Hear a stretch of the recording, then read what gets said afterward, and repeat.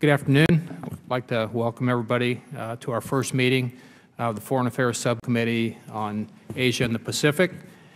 And I want to welcome all my colleagues, as I say, to the very first hearing this Congress. And I want to acknowledge my friend from American Samoa, the distinguished ranking member, Mr. Faleomavaega. Eni, it's been a pleasure working with you over the years. And I welcome the opportunity now to sit side by side with you heading this committee.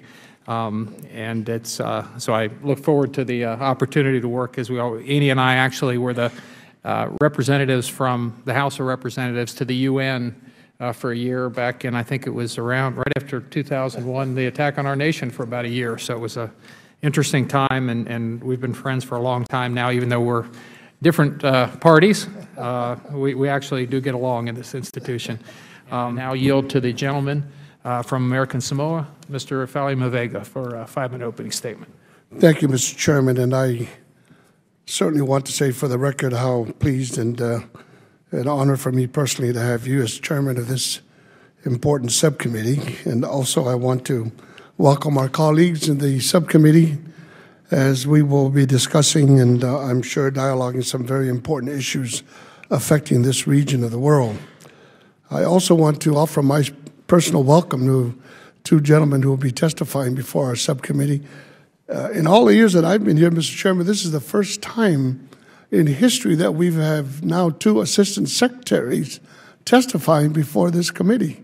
So I'm really, really blessed and very, very happy to see Secretary Blake and also Secretary Yun here with us this morning.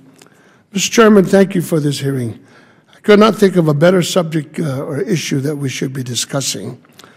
As I have said for many years, in the years that I've served in this committee, in my personal opinion, nobody wanted to talk about Asia-Pacific issues because the entire mentality here in Washington, both in the Congress and previous administrations, was towards Europe and the Middle East. If we weren't bashing the Chinese, we were bashing the Japanese. Nothing positive in terms of our looking at the Asia-Pacific region as an important and integral part of our what should be our relationship with this region. Today, we are playing catch-up in a region that accounts for more than 60% of the world's population. In 2011, the Asia-Pacific region surpassed Europe to become the top exporter of merchandise. 2 years ago, or 2010, I'm sorry, the world's top container ports were in the Asia-Pacific region, including the top 5 container ports in the world are in the Asia-Pacific region. I remember a couple of years ago, the late Senator Daniel Inouye made an observation that for every 747 that flies across the Atlantic, 4 747s fly between the Pacific and the United States.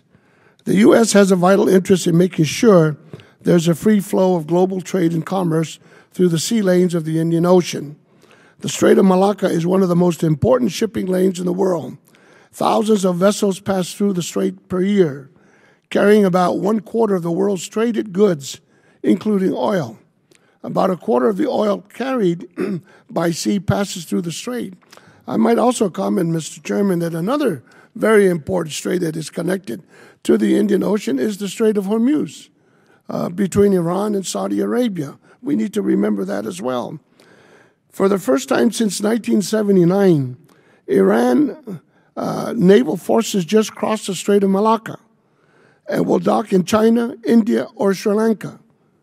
Regarding Sri Lanka, Mr. Chairman, I agree with the Kerry Lugar congressional report, which declares we need to rechart U.S. strategy in Sri Lanka beyond humanitarian and political reforms.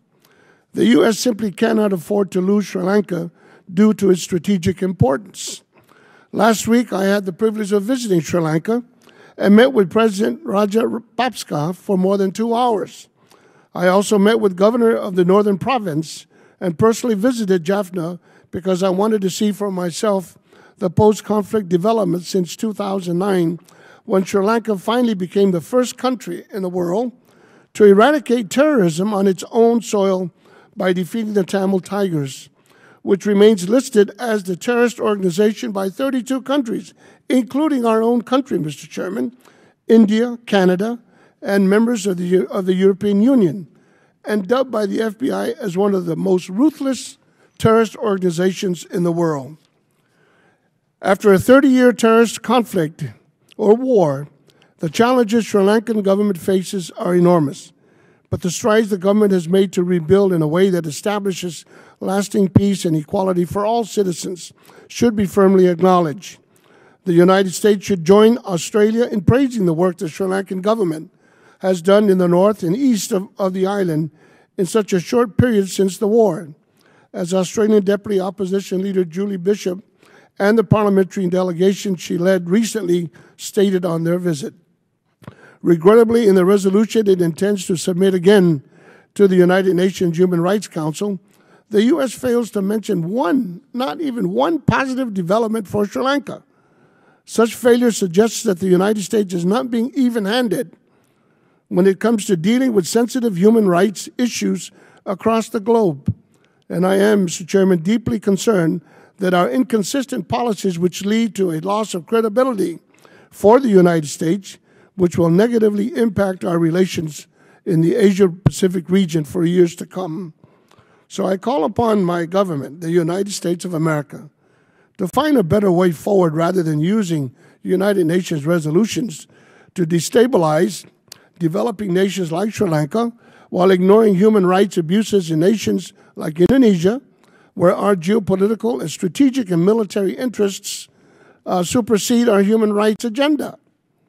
The U.S.-led United Nations resolution should also be withdrawn for focusing only on the last few months of the war and failing to acknowledge that for almost 30 years, Mr. Chairman, the Tamil Tigers hacked to death innocent women, men, women, and children in Sri Lanka, carried out some 378 suicide attacks, more than any other terrorist organization in the world. We also do not need to criticize Sri Lanka for borrowing money from China. And by the way, I was there, Mr. Chairman. In terms of our ability to provide assistance to these third world countries, China was able to provide Sri Lanka with $500 million of low-interest loans for them to rebuild their seaport, as well as a brand-new international airport that I was there to witness. I also want to suggest that it is time for our government to begin a dialogue with the Chief Minister Modi, who may well be the next Prime Minister for India. The U.S.-India relationship is significant, as you have commented in your statement, Mr. Chairman. It is one of the defining partnerships of the 21st century, and Chief Minister Modi is a leading figure in that process. Chief Minister Modi's philosophy of bringing development to the doorstep of every poor person, every farmer, every worker, is a philosophy that transcends caste, culture, regional, and religious differences, and has led to a decade of unprecedented growth and development in the province of the state of Gujarat, a key state which has contributed considerably to India's economy and development. Companies like Ford and General Motors are setting up factories in Gujarat, and in a move that promises to strengthen U.S.-India relations now and in the years to come. I know my time is up, Mr. Chairman. I will leave the rest for another opportunity, but I do want to thank you and thank my colleagues for their attendance at this hearing. Okay. Thank you, Mr. Chairman. Thank you very much. I'd now like to introduce our distinguished panel here this afternoon. I will begin with Ambassador Robert Blake, who is the Assistant Secretary for South and Central Asia at the U.S. State Department. As Assistant Secretary, he oversees U.S. foreign policy with India, Bangladesh, Sri Lanka, Nepal, the Maldives, Bhutan, Kazakhstan, Uzbekistan, Kyrgyzstan, Turkmenistan, and Tajikistan. He previously served as Ambassador to Sri Lanka and the Maldives from 2006 to mid-2009 and Deputy Chief of Mission at the U.S. Mission in New Delhi, India from 2003 to 2006.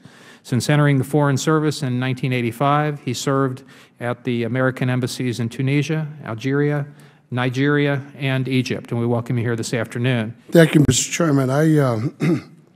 I do want to say to Secretary Blake, this is not in any way a personal attack on you in any way, but I do want to follow up on the Chairman's question and concerns about the situation in Sri Lanka. I had mentioned in my statement about the double standard that we're applying as far as violation of human rights. And the sense that I have is, why is the most powerful country in the world picking on a small little country like Sri Lanka, the size of West Virginia, 60,000 square miles with only 3 million people, and yet in Sri Lanka we're talking about 21 million people living there. The serious question I have is that for 27 or 29 years, this country was in a state of civil war. It's not a conflict. It's not a question of the Tamil people asking for more autonomy. And we have to understand not all Tamils are members of this terrorist organization called the LTTE, or Tamil Tigers, that our government, along with 32 other countries, also categorized as a terrorist organization. And in the process, you're talking about 27 years for some 80 to 100,000 Sri Lankans ended up dead, a lot of innocent men, women, and children. And what I'm trying to seek here is that there also was a country that had a civil war. It was the United States of America. For 4 years, we ended up with 600,000 of our soldiers died from that terrible conflict. And it wasn't a question of the southern states asking for autonomy. They wanted to secede and pull away from the mother country, just like the Tamil Tigers wanted to do in their efforts in seeking this war against the Tamil government. My concern here is that we are looking at such a small little sequence of this 2 or 3 months that now we're questioning, and the reason why we have this resolution before the United Nations Human Rights Council, but forgetting the fact that for 29 years, the Sri Lankan government has had to deal with this terrorist organization, that I just could not believe the atrocities that were committed by these people. And now overnight, we just think, oh, we've got to hit this resolution against them. This is where my concern with double standard. Our government, for the 10-year period that we were in war in Vietnam, Mr. Secretary, let's ask the tens of thousands of women and children, innocent civilians, that were exposed to Agent Orange when we were there for the 10-year period. Let's ask the people in Laos and Cambodia for the 6 million pounds of cluster bombs that we dropped there. These countries never declared war on us. Where is the consistency in our standards as far as human rights are concerned? That we're pointing the finger at this little country, Sri Lanka, and to think that perhaps that maybe we need to clean up our own backyard and suggest that maybe we be a little more consistent. If we're going to do it against Sri Lanka, let's make sure that we're clean ourselves. So I just wanted your comment on that. I've got only 1 minute left on this. Well, thank you, Mr. Ranking Member. Let me just say, with respect to the LTT, we fully agree. The United States was one of the very first countries to declare the LTT a foreign terrorist organization, and we have a long line of public statements and other condemnations that we issued for the terrible acts of terrorism that they were responsible for. We also took concrete action to help the Sri Lankans. We gave them radar systems so that they would be able to detect LTT. In fact, we helped the Sri Lankan government fight against the Navy that even the Tamil Tigers had. So we certainly took a very uncompromising view with respect to the LTT. But again, at the very end of the war, the question is, what happened to those 10 to 40,000 civilians who were killed? And I think everybody in Sri Lanka believes that there needs to be closure on that question. Right. And closure needs to be achieved through this Lessons Learned and Reconciliation Commission process. It's a domestic process, so it should have the support of the government, and we hope that that will continue, and that's the purpose of this resolution. But there needs to be justice, Mr. Chairman, for there to be closure, and there needs to be reconciliation between these communities.